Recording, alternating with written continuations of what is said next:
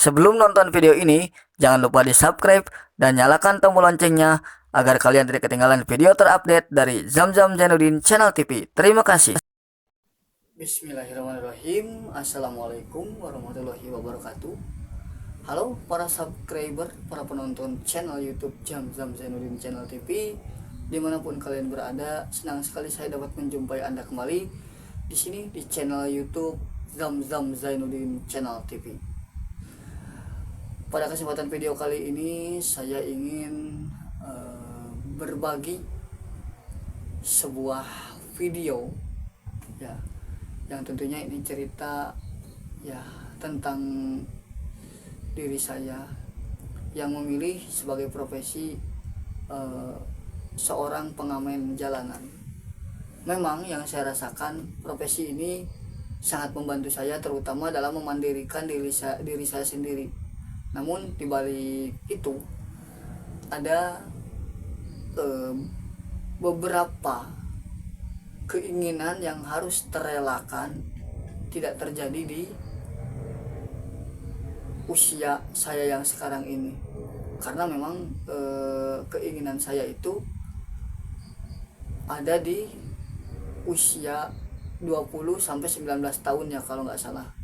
Jadi videonya juga udah tayang ya, pernah kita bahas juga di video sebelumnya tentang cita-cita cemerlang yang ingin saya gapai, dan itu menjadi pencapaian saya.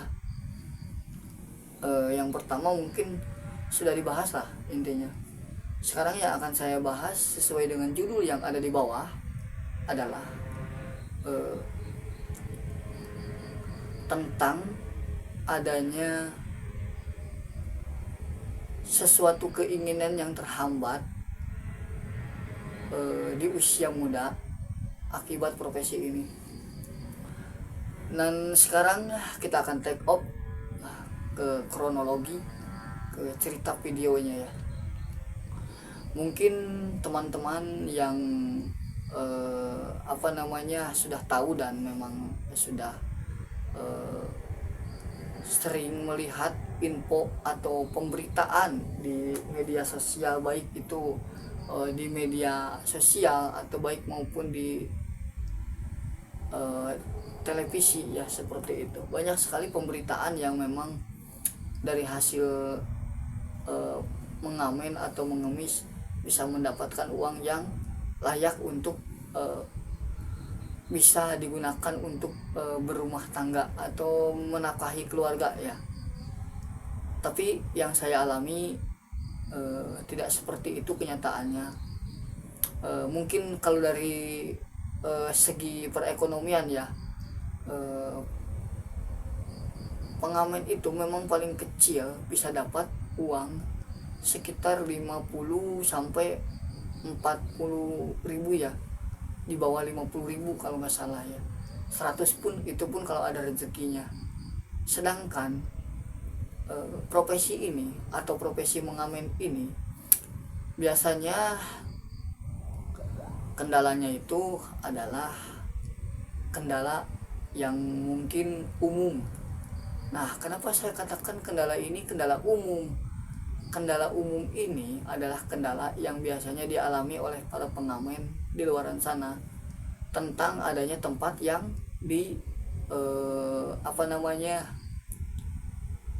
tidak diperbolehkan untuk seseorang mengamen di tempat itu. Misalkan di pasar ya, di pasar itu sudah ada larangan pengamen tidak boleh masuk itu ke dalam pasar. Otomatis rezeki kita yang memang kita itu mencari rezeki dengan baik-baik, mencari rezeki dengan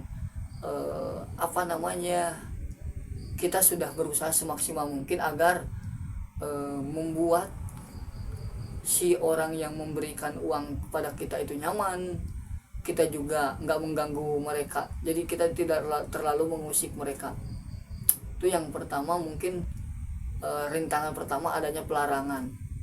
Nah, sedangkan untuk pengamen-pengamen yang di lampu merah ini, kalau saya sudah tahu ya bahayanya mengamen di lampu merah, karena waktu yang memang tidak tidak bisa dikatakan waktunya itu sebentar seperti itu.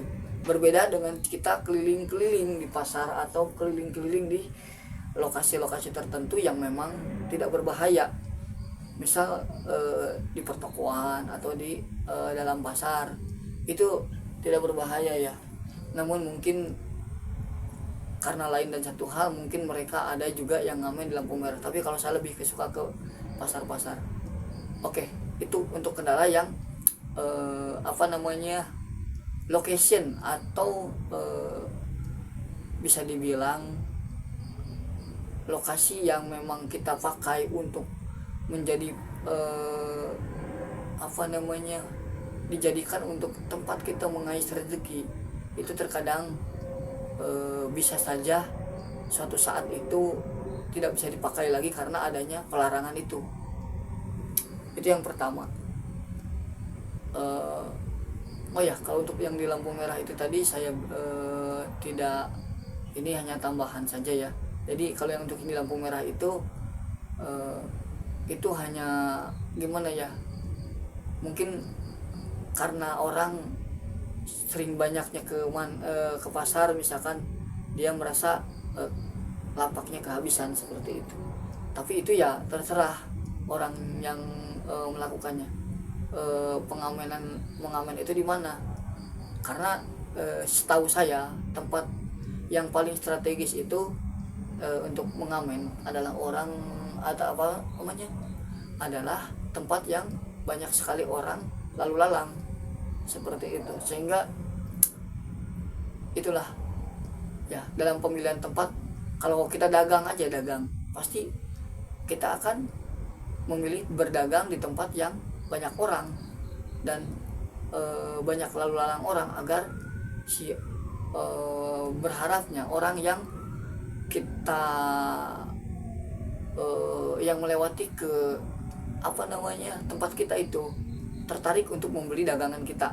Sama halnya dengan mengamen juga. Nah, lain lagi dengan pengamen yang ke kafe-kafe atau pengamen yang di kafe. Lebih enak pengamen di kafe kalau menurut saya.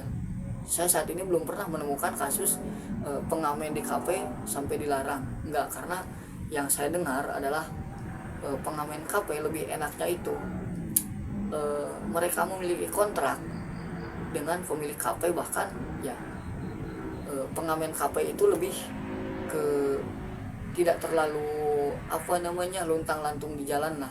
Jadi tidak ada istilahnya kendala mungkin. Itu setahu saya ya, karena saya belum mencari tahu ke sana. Nah, itu untuk pemilihan lokasi ya.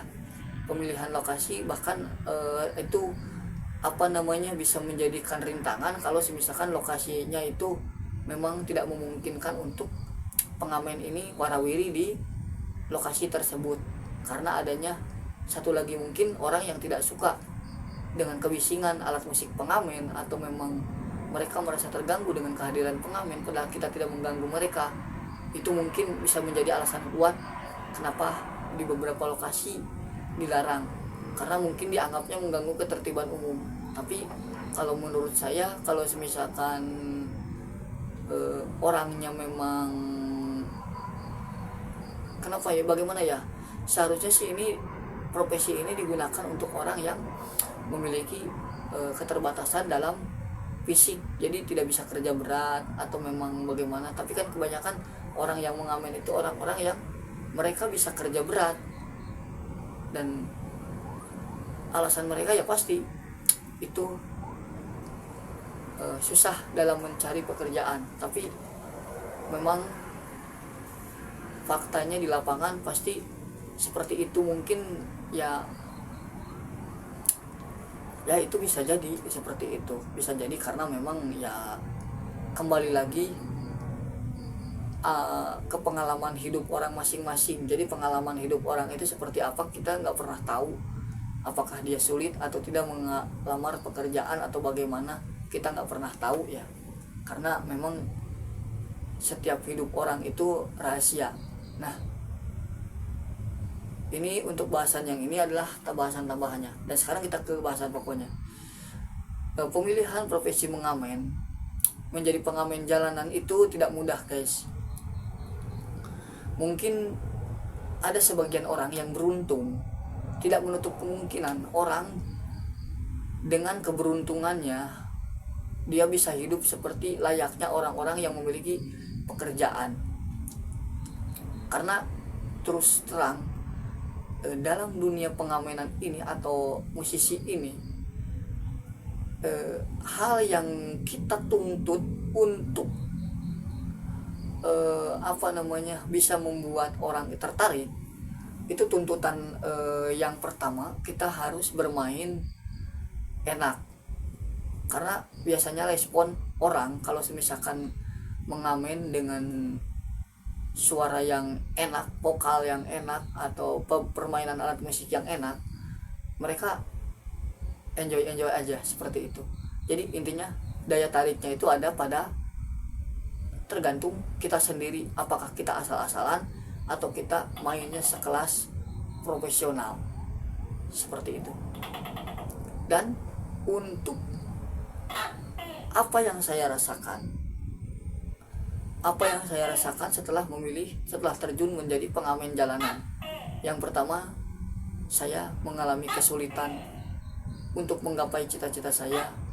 Saya menginginkan menikah di usia 20 tahun atau 19 tahun. Karena waktu itu ketika usia 18 tahun saya sudah punya profesi ini dan sudah sudah berkecimpung di dunia pengamenan ini, dengan harapan saya yang pertama, saya bisa sukses, tidak mengamen lagi di jalan. Jadi berharapnya itu mungkin karena banyaknya terinspirasi dari pengamen-pengamen jalanan yang sukses dan dia punya rekaman, akhirnya saya memilih profesi ini karena memang mengarahnya ke sana. Dan orang yang menjadi inspirasi saya atau inspirator saya itu adalah Tegar, pengamen jalanan. Jadi saya berpikir, kalau misalkan orang lain bisa masuk rekaman dari dia mengamen, saya berpikir kenapa saya tidak mencoba juga mengadu nasib peruntungan. Tapi kenyataannya tidak seperti itu. Kenyataannya saya melihat setelah Dek Farel kemarin ya viral seperti itu karena suara emasnya, saya berpikir bahwa mungkin profesi ini untung-untungan, atau mungkin tidak bisa serta-merta orang mengamen terus dia sudah berpengalaman 1 tahun atau 2 tahun dia mengamen, vokalnya sudah halus. Kalau suaranya nggak bagus atau rezekinya memang belum ada atau memang tidak ada, ya pasti dia akan masih bernasib seperti itu, masih menjadi seorang pengamen jalanan. Jadi intinya tergantung kepada apa yang Allah berikan. Jadi ketika orang memilih profesi ini, kita harus siap dengan konsekuensinya. Konsekuensinya seperti apa? Konsekuensinya adalah kita beruntung atau kita tidak beruntung, seperti itu. Dan yang saya rasakan, yang pertama, saya mungkin di profesi ini, yang pertama yang saya rasakan adalah membuat saya khawatir apakah saya bisa menafkahi keluarga saya dengan hasil mengamen, apakah saya bisa memberikan nafkah secara seperti layaknya orang yang bekerja kuli bangunan atau kuli-kuli yang lainnya, seperti itu. Ini yang menjadi kekhawatiran saya.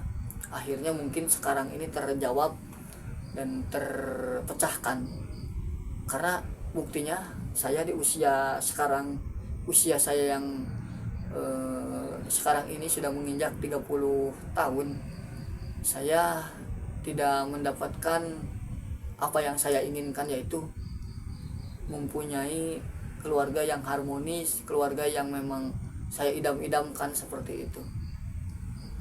Jadi intinya untuk profesi ini juga bisa menghambat juga, karena memang lain satu hal, mungkin orang merasa malu kalau misalkan punya suami misalkan pengamen. Tapi ada juga orang yang bisa menerima apa adanya, dia meskipun punya suami seorang pengamen, itu dia tidak malu dan tidak merasakan wah saya punya suami pengamen nanti perekonomian saya kurang, seperti itu. Tidak seperti itu. Jadi ada itu, tapi hanya segelintir orang atau sebagian orang, tidak semuanya. Jadi intinya buat teman-teman semuanya, mungkin karena takut terlalu panjang untuk bahasanya, saya ingin berbicara seperti itu saja. Jadi intinya profesi pengamen ini bisa menjadi keberuntungan juga, bisa juga menghambat pada cita-cita saya. Contohnya cita-cita saya yang memang cita-cita kita itu mulia ya, atau cita-cita kita itu memiliki cita-cita yang keren gitu guys. Kerennya misalkan seperti yang saya bahas di video sebelumnya, membahagiakan orang tua dengan hasil itu, terus punya keluarga, terus bisa membawa mereka ke ke perekonomian yang lebih baik, atau kita bisa biayai dengan layak seperti layaknya orang-orang pada umumnya, seperti itu. Oke, buat teman-teman mungkin sudah jelas ya faktanya seperti itu, fakta dibalik dibalik profesi sebagai pengamen itu seperti apa. Jadi buat teman-teman, saya ingin mengingatkan dan ingin menghimbau, jangan terlalu melebih-lebihkan lah ya, jangan terlalu melebih-lebihkan tentang profesi pengamen, karena profesi pengamenan itu bisa dikatakan untung-untungan.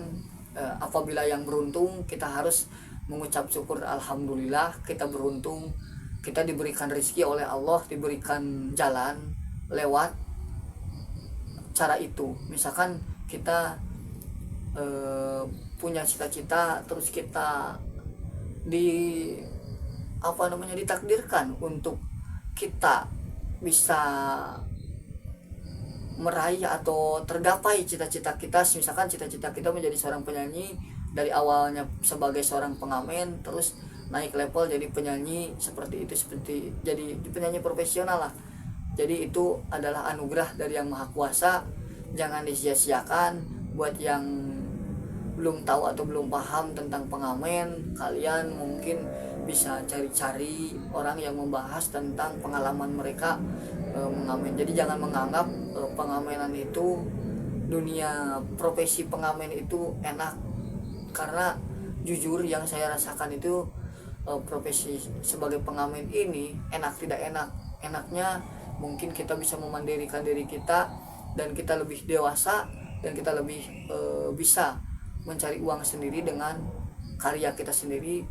Itu enaknya. Tidak enaknya mungkin ketika kita memiliki pikiran yang sudah dirasa kita oleh kita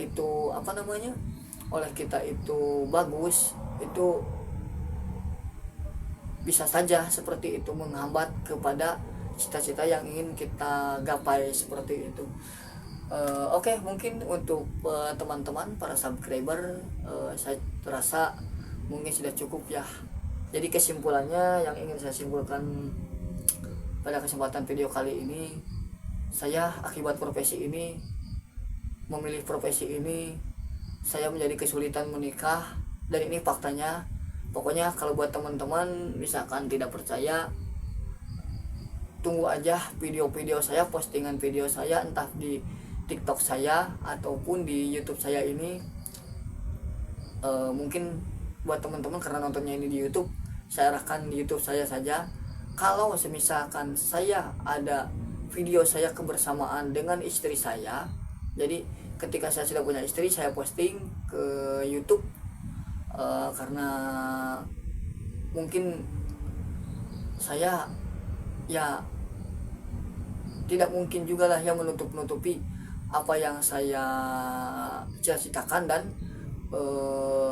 saya cita-citakan itu sudah terwujud, dan pasti akan saya beritahu bahwa ini dengan cara ini saya berhasil gitu menggapai cita-cita saya yang saya dulu inginkan, seperti itu. Jadi akan saya berikan ulasannya seperti itu lewat video di YouTube saya ini gitu. Jadi sekali lagi seperti itu ya teman-teman. Pokoknya insya Allah saya tidak akan sekedar bicara. Kalau misalkan ada buktinya saya akan buktikan. Pokoknya tunggu aja usia saya sampai 34 tahun lah. 34 tahun kalau saya belum memposting kebersamaan saya dengan istri saya, atau semisalkan ya intinya kebersamaan saya dengan istri itu berarti ucapan saya tidak bohong. Tapi kalau semisalkan ada postingan saya kebersamaan saya dengan istri saya, berarti saya beruntung, dan artinya saya alhamdulillah cita-cita saya tercapai, karena jodoh, umur,